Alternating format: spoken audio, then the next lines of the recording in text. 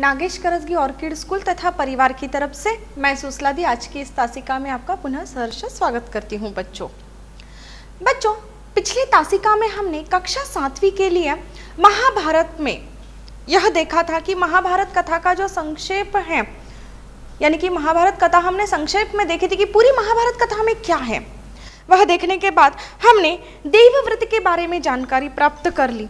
देवव्रत के बारे में जानकारी प्राप्त करने के बाद हमने भीष्म ने जो प्रतिज्ञा की कि वह आजन्म ब्रह्मचारी रहना चाहते थे, क्योंकि सत्यवती का पुत्र ही राजा शांतनु के पश्चात राजगद्दी पर बैठ जाए, और इसी कारण उनका नाम, इस भयंकर प्रतिज्ञा के कारण ही उनका नाम क्या हो गया था, भीष्म पड़ गया था। यह हमने भीष्म प्रतिज्ञा में देखा था।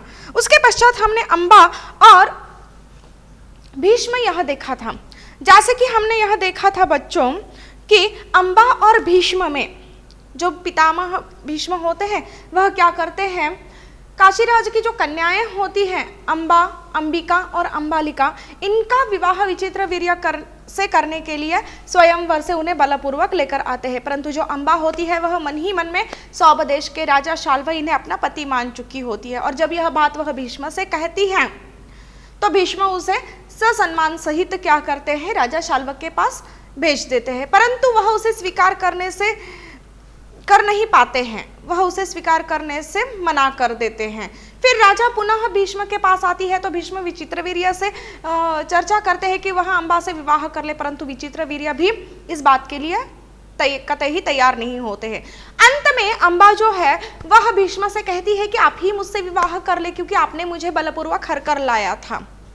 परंतु भीष्म अपनी प्रतिज्ञा तोड़ना नहीं चाहते थे, और इन सारी बातों में अंबा ना इधर की रही ना उधर की रही, और उसकी इस सारी परिस्थिति को वह भीष्म को जिम्मेदार मानती है। इसीलिए वह भीष्म से बदला लेना चाहती है। इसीलिए वह कई राजाओं से बातचीत भी करती है, परंतु कोई भीष्म के खिलाफ युद्ध करने के लिए तैयार नहीं होता है। अतः परशुराम जी से नम्र निवेदन करने के पश्चात वह तैयार होते हैं, परंतु यह युद्ध काफी दिनों तक चलते रहता है। कौन हारा और कौन जीता, कि भीष्म जीते या परशुराम जी जीते, यह तय करना अत्यंत मुश्किल हो जाता है। और जब ऐसा हो जाता है तो परशुराम जी अंबा को यह सलाह देते हैं कि वह क्या करे, भीष्म की शरण में जाए। परंतु अंबा को यह बात कतई ही मान्य नहीं होती, तो वह क्या करती है, कठिन तपस्या करके वरदान प्राप्त करती है कि अगले जन्म में वह भीष्म का वध करेगी, और वैसे ही वह क्या करती है, अपना शरीर त्याग देती है, और अगले जन्म में वह शिखंडी के रूप में जन्म लेती है, और कुरुक्षेत्र के युद्ध में वह भीष्म का अंत कर देती है। यह हमने पिछली तासिका में देखा था। तो आज हम देखेंगे विदुर। आज हम नया पाठ देखेंगे, महाभारत के आगे की ओर बढ़ेंगे, जिसमें हम विदुर के बारे में जानकारी प्राप्त करेंगे। तो देखिए बच्चों, विदुर विचित्रवीर्य की रानी अंबालिका के दासी के पुत्र थे। यानी कि विदुर यह कोई राजा या राजकुमार नहीं थे, वह क्या थे, रानी अंबालिका जो है उनकी जो दासी थी ना, यानी कि उनके यहाँ कार्य करने वाली जो व्यक्ति हैं, उनके यहाँ जो दासी थी उसके पुत्र यह कौन थे, विदुर थे। तो विदुर धर्मदेव के अवतार थे। विदुर किसके अवतार थे, धर्मदेव के अवतार थे। ये धर्म और राजनीति के प्रसिद्ध विद्वान थे। यह क्या थे, धर्म और राजनीति जो है इसके प्रसिद्ध विद्वान थे, यानी कि इसमें कोई उनका हाथ नहीं पकड़ पाता था। वह अत्यंत चतुर थे, अत्यंत बुद्धिमान थे, तो उन्हें या उनके आगे धर्म और राजनीति में कोई नहीं आगे बढ़ सकता था। इसीलिए विदुर जो थे वह धर्म और राजनीति में प्रसिद्ध विद्वान थे। भीष्म ने इनको धृतराष्ट्र का प्रधानमंत्री बना दिया।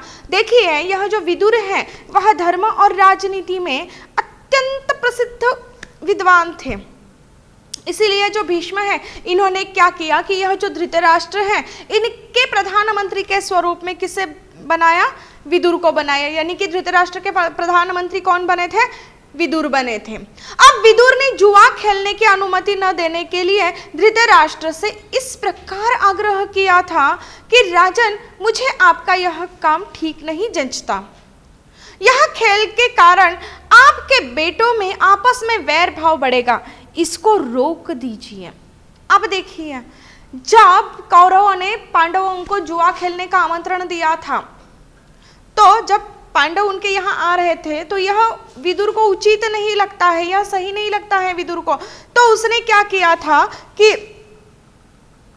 विदुर ने जुआ खेलने की अनुमति न देने के लिए धृतराष्ट्र से कहा था कि धृतराष्ट्र इस जुआ खेलने के लिए, इन कौरव तथा पांडवों के बीच जो जुआ खेलने का खेल हो रहा था उसके लिए धृतराष्ट्र अनुमति न दे, वह इसका विरोध करे। इसीलिए यह जो विदुर है वह क्या करता है, प्रयत्न करता है और वह धृतराष्ट्र से इस प्रकार से आग्रह करता है, वह धृतराष्ट्र से कहता है कि राजन, मुझे आपका यह काम ठीक नहीं जचता, यानी कि मुझे आपने यह जो अनुमति दे रहे हैं वह मुझे अच्छा नहीं लगता या सही नहीं लगता है। तो इस खेल के कारण क्या हो सकता है, आपके बेटों में आपस में वैर भाव बढ़ेगा, यानी कि कौरव और पांडव यह दोनों भी किसके पुत्र है, धृतराष्ट्र के, यानी कि धृतराष्ट्र के पुत्र कौरव है और पांडु उसके भाई के पुत्र है, भाई के पुत्र यानी कि उनके ही पुत्र हो गए। तो विदुर यहाँ कहता है कि अगर आप इस खेल के लिए अनुमति देंगे तो आपके यह जो बेटे हैं कौरव तथा पांडव, इन दोनों में पुनः क्या होगा कि आपस में वैर भाव बढ़ेगा और इसको आप रोक दीजिए, ऐसा विदुर धृतराष्ट्र से कहते हैं। अब धृतराष्ट्र ने विदुर की सलाह मानकर दुर्योधन से कहा कि गांधारी के लाल, धृतराष्ट्र की जो पत्नी है उनका नाम होता है गांधारी, गांधारी धृतराष्ट्र की पत्नी होती है। तो विदुर ने जो भी बात कही उस बात को मानकर धृतराष्ट्र दुर्योधन से कहते हैं कि गांधारी के लाल यानी कि गांधारी के पुत्र, विदुर बड़ा बुद्धिमानी है और हमेशा हमारा भला चाहता आया है।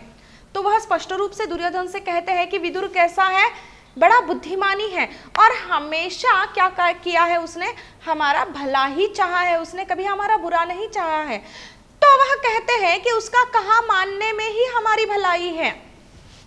तो धृतराष्ट्र क्या कहते हैं, विदुर के कहने पर दुर्योधन से जब वह बातचीत करते हैं तो वह उसे कहते हैं, उसे समझाने की कोशिश करते हैं कि विदुर कैसा व्यक्ति है, बड़ा बुद्धिमानी व्यक्ति है, उसके पास कुशाग्र बुद्धि है।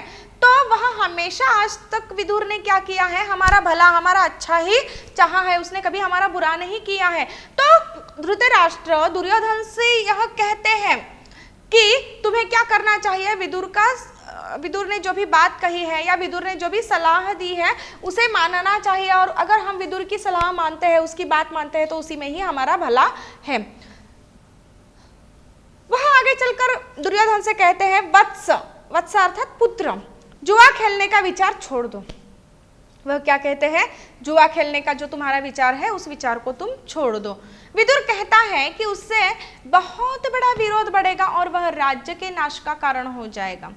विदुर क्या कहता है कि उससे बहुत बड़ा विरोध बढ़ेगा, यानी कि तुम जो दो भाई हो, तुम दोनों भाइयों में आपस में क्या होगा, वैरभाव बढ़ेगा और यह जो आपके दोनों में वैरभाव बढ़ेगा वह क्या होगा, हमारा जो राज्य है इस राज्य के नाश का कारण होगा, यानी कि इससे क्या होगा, केवल हमारे राज्य का विनाश ही होगा। ऐसे धृतराष्ट्र दुर्योधन को समझाने का प्रयास करते हैं। छोड़ दो इस विचार को। धृतराष्ट्र की सलाह दुर्योधन ने न मानी और पुत्र मोह के कारण ही धृतराष्ट्र ने युधिष्ठिर को जुआ खेलने का न्योता भेजा। जब धृतराष्ट्र ने यह सारी बातें दुर्योधन को समझाई और दुर्योधन को यह कहा उन्होंने कि तुम अभी छोड़ दो इस विचार को कि जुआ खेलना है तुम्हें पांडवों के साथ, क्योंकि इससे हमारे राज्य का विनाश ही होगा। तो धृतराष्ट्र ने यह जो सलाह दी थी दुर्योधन को, दुर्योधन उसे मान्य नहीं करता है, स्वीकार नहीं करता है और यहीं पर जो पुत्र मोह होता है, यानी कि पुत्र के प्रति जो प्रेम होता है, धृतराष्ट्र का जो दुर्योधन के प्रति प्रेम था, उस प्रेम के कारण ही धृतराष्ट्र क्या करता है, युधिष्ठिर को जुआ खेलने का न्योता भेजता है। न्योता भेजना यानी कि आमंत्रण देना।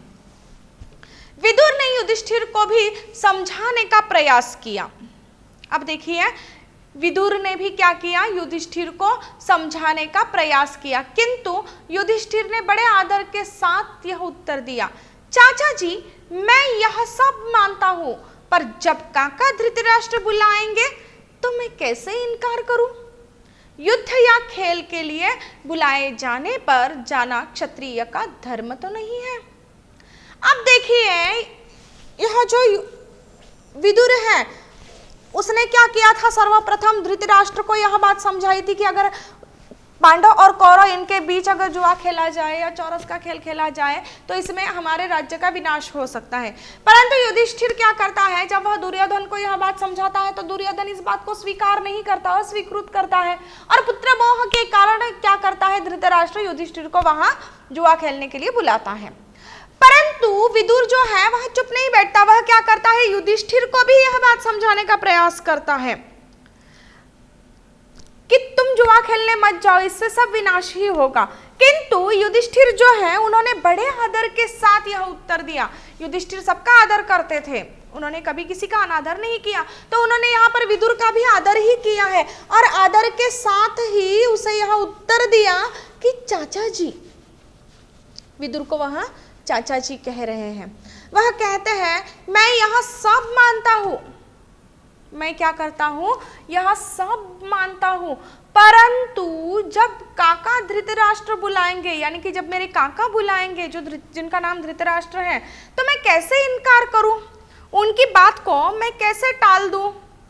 तो वह आगे चलकर कहता है युद्ध हो या खेल हो, जब युद्ध या खेल के लिए बुलाया जाए तो बुलाने पर न जाना यह क्षत्रिय का धर्म तो नहीं है। अब देखिए यहां पर उन्होंने क्या कहा है कि उन्होंने यह बताया है कि अगर युद्ध के लिए बुलाया जाए तो हमें जाना चाहिए और यही हमारा क्या है, क्षत्रिय धर्म है, ऐसा यहाँ पर जो युधिष्ठिर है वह क्या करते हैं, विदुर को बताते हैं। तो बच्चों इसके आगे है कुंती का परिचय, तो वहां हम अगले पाठ क्रमांक 5 में देखेंगे कि कुंती, अगला हमारा जो पाठ है उसका नाम क्या है, कुंती। तो देखिए यदुवंशी राजा शूरसेन जो होते हैं, यानी कि जो भगवान श्री कृष्ण है ना उनके पितामह यदुवंशी, जैसे कि हमने कक्षा 6 में देखा था कि जो राम है उनका वंश कौन सा था, रघुवंश था। तो उसी प्रकार यहाँ पर यदु, यह भी क्या है, एक वंश है। तो यदुवंशी जो राजा थे शूरसेन, जो श्री कृष्ण के पितामह थे, वह कौन थे, श्री कृष्ण के पितामह थे। तो उनकी पुत्री का नाम पृथा था, उनकी पुत्री का नाम क्या था, पृथा था। यह बहुत रूपवान व गुणावती थी, यानी कि यह काफी सुंदर थी और उसके गुण भी काफी अच्छे थे। तो यह जो पृथा है, यह पृथा बहुत रूपवान और गुणवती थी।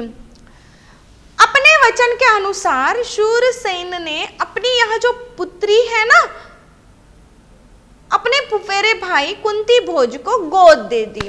अब देखो यह जो राजा कुंती भोज है उसे को संतान प्राप्त नहीं थी, तो इन्होंने क्या किया कि यह जो राजा शूरसेन है इन्होंने वचन दिया था उन्हें, कुंती भोज को, कि वह अपनी पुत्री उन्हें दे देंगे गोद। तो उस दिए गए वचन के अनुसार शूरसेन ने अपनी यह जो पुत्री है पृथा, उसे क्या किया था कि उनके जो फुफेरे भाई हैं जिनका नाम है कुंती भोज, इन्हें गोद दे दी थी। अब कुंती भोज के यहाँ आने पर पृथा का नाम कुंती पड़ गया। कुंती भोज के यहाँ आने पर यह जो पृथा थी उसका नाम क्या पड़ गया बच्चों, कुंती पड़ गया, यानी कि पृथा ही कौन है, कुंती है। अब कुंती के बचपन में एक बार दुर्वासा ऋषि कुंती भोज के यहाँ पधारे। देखिए कुंती भोज यह जो राजा है, जो राजा शूरसेन का फुफेरा भाई था। तो जब कुंती अत्यंत छोटी थी, यानी कि उनके कुंती के बचपन में एक बार वहां कौन आए थे, दुर्वासा ऋषि आए थे, और दुर्वासा ऋषि कुंती भोज के यहाँ पधारे थे। तो उस समय कुंती जो है, इस कुंती ने क्या की थी, उनकी सेवा की थी। किसकी सेवा की थी बच्चों, दुर्वासा ऋषि की सेवा की थी। और इस सेवा से प्रसन्न होकर दुर्वासा जी ने उसे यह वरदान दिया था कि कुंती भोज कन्या, यानी कि कुंती भोज की जो पुत्री हो तुम, तो उन्होंने क्या कहा था कि कुंती भोज कन्या, तुम किसी भी देवता का ध्यान करोगी तो वह अपने ही समान एक तेजस्वी पुत्र तुम्हें प्रदान करेगा। अब देखिए यहाँ दुर्वासा ऋषि ने कुंती की सेवा से प्रसन्न होकर उसे वरदान दिया। क्या वरदान दिया बच्चों, कि दुर्वासा ऋषि ने कुंती को प्रसन्न होकर, उसकी सेवा से प्रसन्न होकर यह वरदान दिया कि उन्होंने कुंती से कहा कि कुंती भोज कन्या, कि तुम क्या करो, किसी भी देवता का अगर ध्यान करोगी, यानी कि आंखें बंद करके तुम किसी भी देवता को स्मरण करोगी, उनको याद करोगी, उनका ध्यान करोगी, तो वह देवता क्या करेंगे, उनके समान ही एक तेजस्वी पुत्र तुम्हें प्रदान करेंगे। यह वरदान दुर्वासा ऋषि ने कुंती को दिया था। अब कुंती ने ऋषि के वरदान की परीक्षा लेने के लिए सूर्यदेव का ध्यान किया। अब कुंती को यह बात सही है या नहीं, सच में ऐसा हो सकता है कि नहीं, यह आशंका उसके मन में थी। तो उसने क्या किया कि ऋषि दुर्वासा ने जो उसे वरदान दिया है, उस वरदान की परीक्षा लेने के लिए उसने, यानी कि सच में ऐसा होगा क्या, यह देखने के लिए वह क्या करती है, सूर्यदेव का ध्यान करती है। और जैसे ही वह सूर्यदेव का ध्यान करती है, सूर्यदेव के संयोग से कुंती ने नवजात कवच और कुंडलों से युक्त एक बालक को जन्म दिया। यानी कि यह दुर्वासा ऋषि ने जो वरदान दिया, वह वरदान सच साबित हुआ कि जैसे ही कुंती ने सूर्यदेव का ध्यान किया, सूर्यदेव के संयोग से क्या हो गया, कुंती को जन्मजात कवच और कुंडलों से युक्त एक बालक को जन्म दिया कुंती ने। कुंती अभी अविवाहित थी। जब कुंती ने बालक को जन्म दिया तो कुंती का विवाह नहीं हुआ था, वह अविवाहित थी।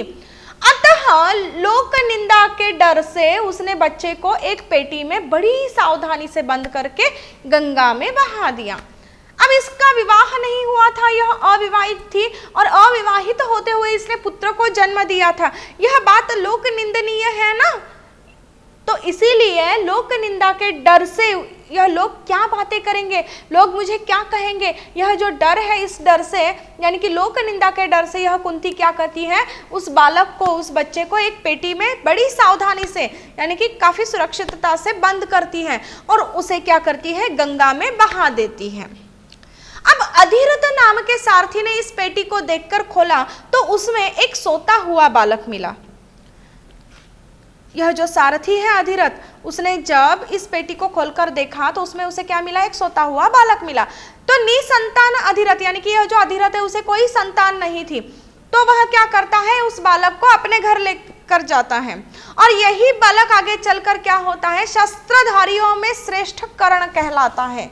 यानी कि कुंती और सूर्य के संयोग से जो पुत्र जन्म लेता है, वही जन्म जो जब कुंती उसे गंगा की बहती धारा में छोड़ देती है, पेटी में बड़ी सावधानी से बंद करके, तो वह अधिरथ नाम के सारथी को मिलता है। तो वह अधिरथ निसंतान होता है, तो वह क्या करता है, उस बालक को अपने घर लेके जाता है। तो यही बालक आगे चलकर शस्त्रधारियों में श्रेष्ठ कर्ण कहलाता है। विवाह योग्य होने पर कुंती ने स्वयंवर में पांडु का वरण किया और पांडु का दूसरा विवाह मद्र राज्य की कन्या माद्री से हुआ। एक दिन जब पांडु वन में शिकार खेलने के लिए गए ना, वहां एक ऋषि दाम्पत्य हिरण के रूप में क्या कर रहा था, विहार कर रहे थे। तो पांडु को इसके बारे में पता नहीं था कि वह हिरण यानी कि ऋषि दाम्पत्य है। तो उन्होंने क्या किया, हिरण को मार दिया, क्योंकि वह शिकार करने के लिए गए थे। उन्हें यह पता नहीं था कि यह ऋषि दाम्पत्य है, हिरण के स्वरूप में विहार कर रहे हैं। तो मरते मरते ऋषि ने क्या किया, पांडु को श्राप दे दिया। और श्राप दिया तो वह क्या श्राप दिया कि तुम भी जब अपनी पत्नी के साथ विहार करोगे तो तुम्हारी मृत्यु हो जाएगी। यानी कि जिस प्रकार यह ऋषि दाम्पत्य विहार करते समय अपनी पत्नी के साथ उनकी मृत्यु हो गई पांडु का बाण लगने से, उसी प्रकार उन्होंने भी उसे श्राप दे दिया कि जब तुम अपनी पत्नी के साथ विहार करोगे तो तुम्हारी भी मृत्यु हो जाएगी। तो ऋषि के शाप से खिन्न होकर पांडु पितामह भीष्म और विदुर को राज्य कारभार सौंपते हैं और पितामह भीष्म और विदुर को राजकारभार सौंपकर वह क्या करते हैं, अपनी पत्नियों के साथ वन को चले जाते हैं और ब्रह्मचारी जैसे जीवन व्यतीत करते हैं ना, उस प्रकार से वह जीवन व्यतीत करने लगता है। अब कुंती ने यह अनुभव किया कि अपनी पति को संतान की लालसा है, किंतु ऋषि के श्राप के कारण वह लाचार है। यानी कि यह जो पांडु है उन्हें पुत्र की लालसा है, उन्हें ऐसा लगता है कि अपनी संतान होनी चाहिए, परंतु ऋषि के शाप के कारण वह क्या है, लाचार हो चुके हैं, वह कुछ नहीं कर पा रहे हैं।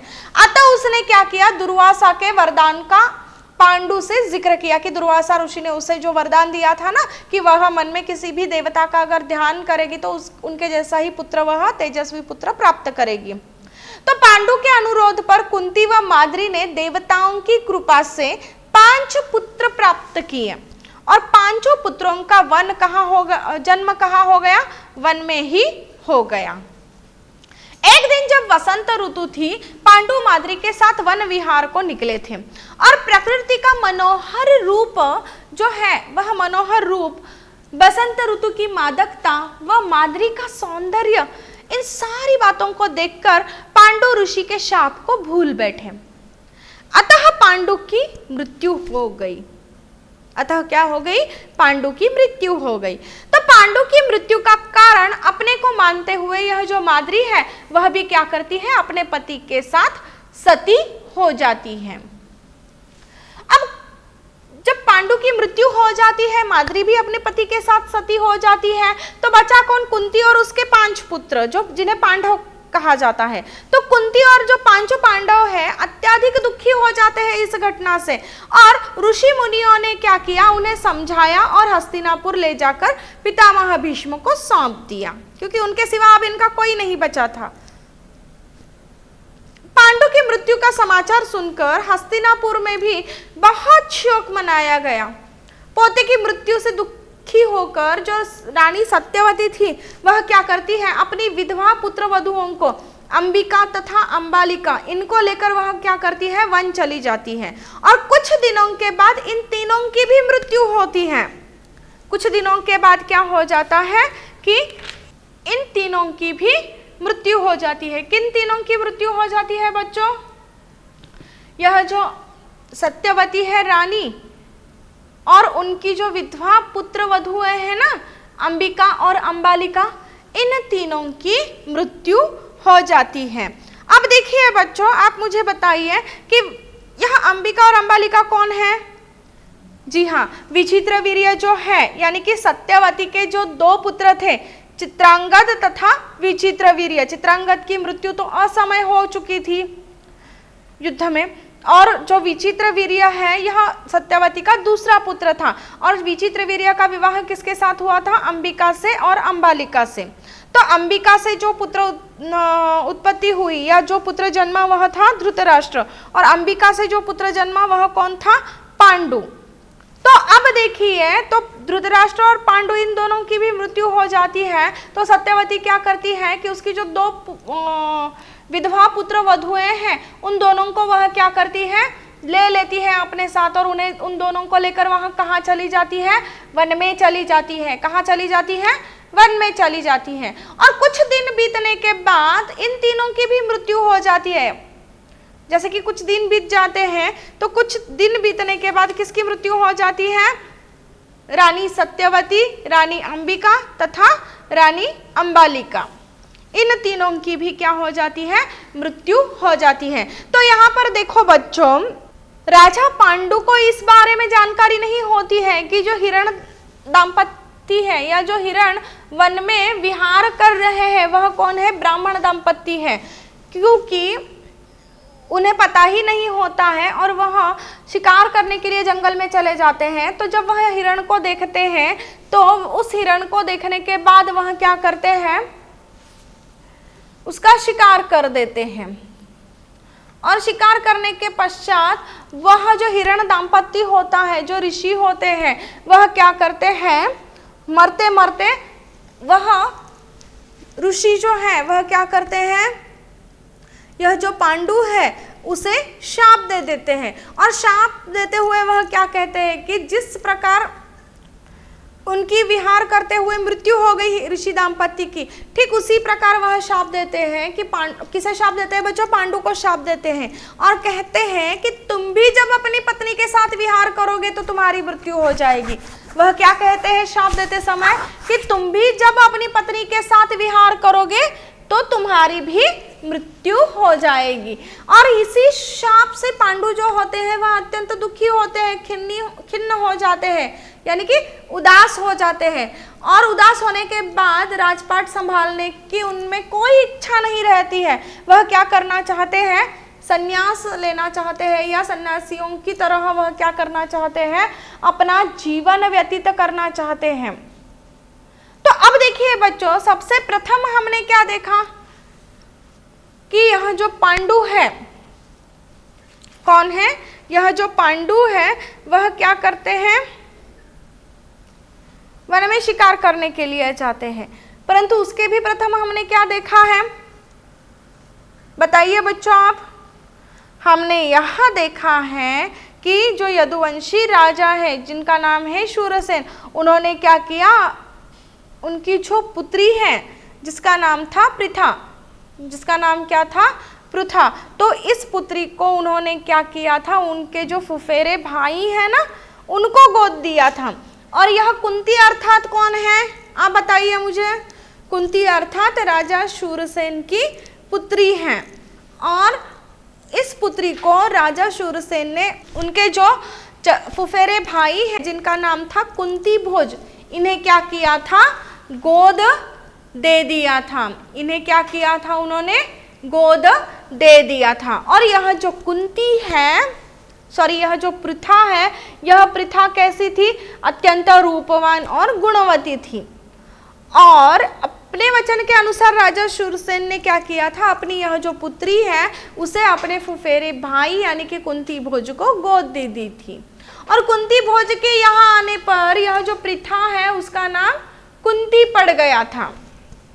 अब देखिए बच्चों, पुनः एक बार हम पुनर्अध्ययन करते हैं कि कुंती जो है जब वह बचपन में थी, यानी कि जब वह अत्यंत छोटी थी, तो कुंती के बचपन में एक बार ऐसा हो जाता है कि वहाँ दुर्वासा ऋषि आ जाते हैं। और दुर्वासा ऋषि जो है वह क्या करते हैं, कुंती भोज के यहाँ पधारते हैं तो उनकी कुंती सेवा करती है।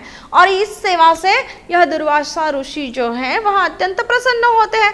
प्रसन्न होकर वह कुंती से यह वरदान देते हैं कि कुंती भोज कन्या, तुम किसी भी देवता का ध्यान करोगी तो वह अपने ही समान एक तेजस्वी पुत्र तुम्हें क्या करेंगे, प्रदान करेंगे।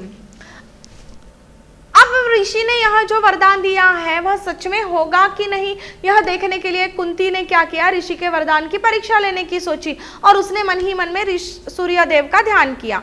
और सूर्यदेव के संयोग से कुंती ने क्या किया, जन्मजात कवच और कुंडलों से युक्त एक बालक को जन्म दिया। अब कुंती जो थी वह अविवाहित थी, अतः लोक निंदा के डर से उसने क्या किया, बच्चे को एक पेटी में बड़ी सावधानी से बंद कर दिया और गंगा में बहा दिया। अधिरथ नाम के जो सारथी हैं, उस सारथी ने उस पेटी को खोलकर देखा तो उसमें उन्हें एक सोता हुआ बालक मिला। अब यह अधिरथ निसंतान था तो इसीलिए वह क्या करता है, अपने घर उस बालक को लेकर जाता है। और यही बालक आगे चलकर शस्त्रधारियों में श्रेष्ठ कर्ण कहलाता है। अब जब विवाह योग्य होने पर कुंती ने स्वयंवर में पांडु का वरण किया, यानी कि पांडु को अपना पति चुन लिया या स्वीकार कर लिया, तो पांडु का दूसरा विवाह किससे होता है, मद्रराज की कन्या माद्री से होता है। और एक दिन पांडु वन में शिकार खेलने गए, वहां एक ऋषि दाम्पति हिरण के रूप में विहार करने आते थे और पांडु को इसका पता ही नहीं था, इसलिए उन्होंने क्या किया, हिरण को मार दिया। अब मरते मरते ऋषि ने क्या किया, श्राप दे दिया कि तुम भी जब अपनी पत्नी के साथ विहार करोगी तो तुम्हारी मृत्यु हो जाएगी। अब ऋषि के शाप से खिन्न होकर पांडु पितामह जो है वह भीष्म और विदुर को पूरा राजकारभार सौंप देते हैं और अपनी पत्नियों के साथ वह वन में चले जाते हैं। और वन में जाने के बाद वह ब्रह्मचारी जैसा जीवन व्यतीत करने लगते हैं। अब कुंती ने अनुभव किया कि पति जो है उसको संतान की लालसा है, किंतु ऋषि के शाप के कारण वह लाचार है। इसीलिए अतः वह क्या करती है, दुर्वासा ऋषि ने उसे जो वरदान दिया है उसका जिक्र वह पांडु से करती है। और पांडु के अनुरोध पर कुंती व माद्री ने क्या किया, देवताओं की कृपा से 5 पुत्र प्राप्त किए और 5 पुत्रों का जन्म कहाँ हो गया, वन में ही हो गया। अब एक दिन जब वसंत ऋतु थी, पांडु माद्री के साथ वन में विहार करने निकले थे, तो प्रकृति का मनोहरी रूप, वसंत ऋतु की मादकता व माद्री के सौंदर्य को देखकर पांडु जो है वह ऋषि के दिए गए शाप को भूल बैठते हैं। अतः इसमें पांडु की मृत्यु हो जाती है और पांडु की मृत्यु को माद्री स्वयं को दोषी मानती है और इसीलिए वह भी क्या करती है, अपने पति के साथ सती हो जाती है। अब कुंती और उसके जो 5 पांडव है वह अत्याधिक दुखी हो जाते हैं इस घटना से। तो ऋषि मुनि जो है उन्होंने क्या किया, उन्हें समझाकर हस्तिनापुर वह लेकर गए और भीष्म जो है उन्हें क्या किया, सौंप दिया। अब पांडु के मृत्यु के समाचार से जो पूरा हस्तिनापुर है उस पूरे हस्तिनापुर में भी शोक मनाया गया और पोते की मृत्यु से दुखी जो सत्यवती है वह क्या करती है, अपनी विधवा पुत्र वधुओं को अंबिका और अंबालिका इनको लेकर वह क्या करती है, कुछ दिनों के लिए वन में चली जाती है और वही उनकी मृत्यु हो जाती है कुछ दिनों के पश्चात। तो बच्चों आज हमने विदुर तथा कुंती यह 2 पाठ महाभारत में संकलित जो है वह देखे हैं। धन्यवाद एवं शुभ दिन।